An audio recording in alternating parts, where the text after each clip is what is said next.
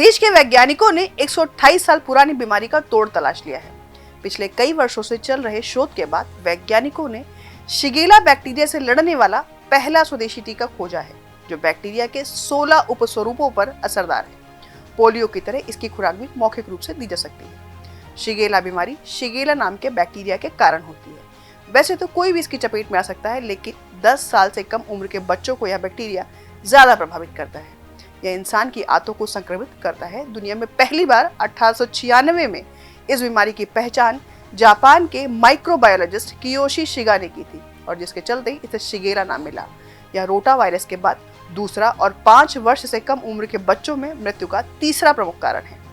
ICMR की 2022 में जारी एंटी माइक्रोबियल सर्विलांस रिपोर्ट के अनुसार साल 2021 में देश के 39 अस्पतालों में जिन बैक्टीरिया के सबसे ज्यादा मामले दर्ज किए गए, उनमें शिगेला भी शामिल है। 49.5 नमूनों में साल्मोनेला और शिगेला बैक्टीरिया पाया गया।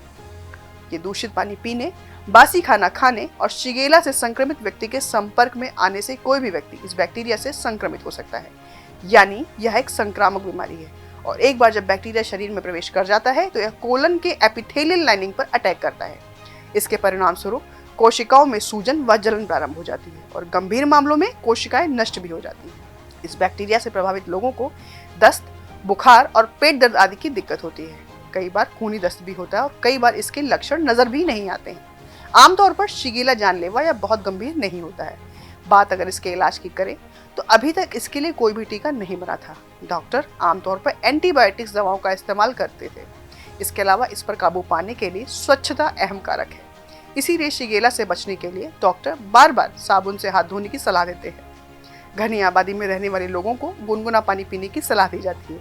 साथ ही खाना ठीक से पकाने से भी बैक्टीरिया मर जाते हैं। ज्यादातर मामलों में ज्यादा से ज्यादा मात्रा में तरल पदार्थ लेना यानी लिक्विड डाइट और आराम करने से मरीज को फायदा मिल सकता है। इस एपिसोड में इतना ही, और अब बारी है आज के सवाल की। आपको कमेंट करके बताना है कि इस संक्रमण से बचने के लिए और क्या क्या एहतियाती उपाय हो सकते हैं। उदाहरण के तौर पर पीने वाले पानी का क्लोरीनीकरण किया जा सकता है, और इसी तरह के अन्य उपाय भी आपको बताने हैं। हम फिर मिलेंगे एक नए कार्यक्रम के साथ। तब तक के लिए पढ़ते रहिए और बढ़ते रहिए। नमस्कार।